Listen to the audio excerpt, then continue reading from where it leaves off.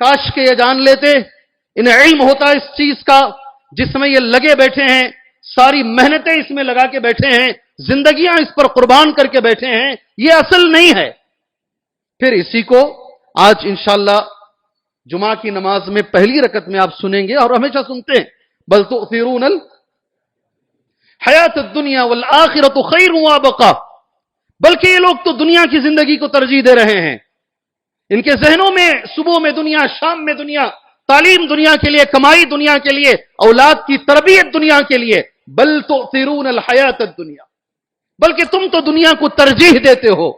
والآخرۃ خیر وابقا، حالانکہ آخرت زیادہ بہتر ہے اور زیادہ باقی ہے، اس کی عمر کم ہے دنیا کی، آخرت کی عمر بڑی لمبی ہے۔ والآخرۃ خیر وابقا ان ھذا لفی الصحف الاولی، تمام آسمانی کتابوں کا یہ نچوڑ ہے۔ اللہ اکبر، یہی تمام پرانے صحیفوں میں اللہ نے یہی بیان کیا ہے، ان ھذا لفی الصحف الاولی، تمام پہلے صحیفوں میں یہی رہا ہے کہ دنیا بیکار ہے، کچھ بھی نہیں ہے، اصل آخرت ہے۔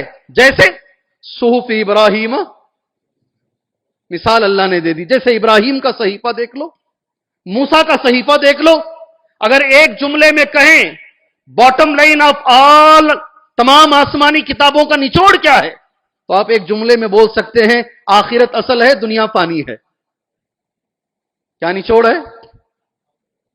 آخرت اصل ہے، دنیا بیکار ہے۔ ایک اور جگہ پر اللہ نے کہا متاع غرور ہے، یہ دھوکے کا سامان ہے۔ متاع غرور، دھوکے کا سامان، اس میں دھوکے میں نہیں رہنا۔ سبحان اللہ۔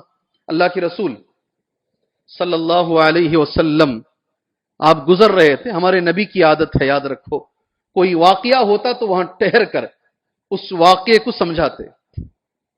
ایک بکری مری ہوئی تھی، مری ہوئی بکری پڑی ہوئی تھی۔ نبی کریم صلی اللہ علیہ وسلم نے صحابہ سے پوچھا تم میں سے کوئی ہے اسے خریدے گا؟ سڑ گئی ہے، بدبو آ رہی ہے، مری ہوئی بکری میں بدبو آ رہی ہے۔ اللہ کے رسول صلی اللہ علیہ وسلم کھڑے ہو کر صحابہ سے پوچھ رہے ہیں تم میں سے کوئی اس مری ہوئی سڑی ہوئی بکری کو خریدے گا؟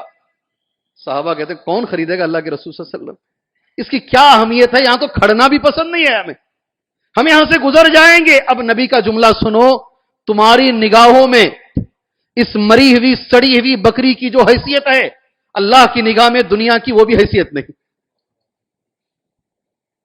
اللہ کے پاس دنیا کی اس مری ہوئی سڑی ہوئی بکری کی بھی حیثیت نہیں ہے۔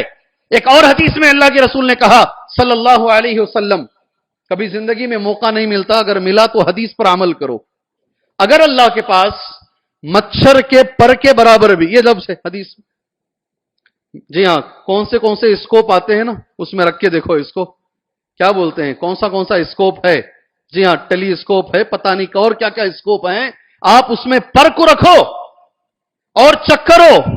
حدیث میں میرے نبی نے یہ پر کا لفظ استعمال کیا ہے۔